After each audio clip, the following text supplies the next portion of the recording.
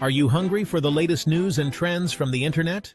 Welcome to What's Cooking on the Internet, your one-stop shop for discovering the hottest digital delights. Hit that subscribe button and let's get cooking. Can we reclaim our identities in a world where language is constantly being rewritten? Let's share our thoughts in the comments below. In recent years, language, history, and legitimacy have been hot topics of debate.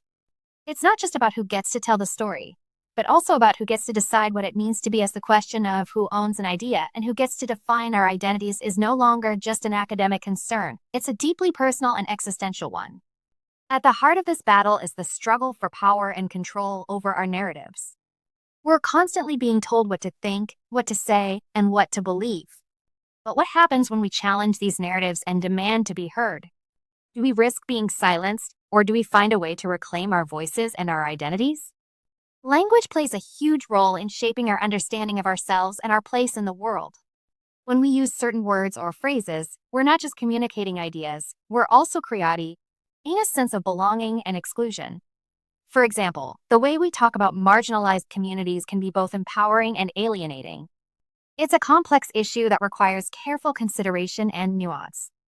There's also the tension between authenticity and appropriation. When we borrow from other cultures or identities, do we risk cultural appropriation, or do we find a way to honor and respect the traditions we're drawing from? This is a question that's particularly relevant in the age of social media, where cultural exchange and borrowing are happening at an unprecedented rate. Technology is also changing the way we think about our identities and our relationships with language. With social media and online platforms, we're constantly being curated and presented with a version of ourselves that's been carefully crafted for public consumption. But what happens when we're forced to conform to these expectations and lose sight of who we truly are?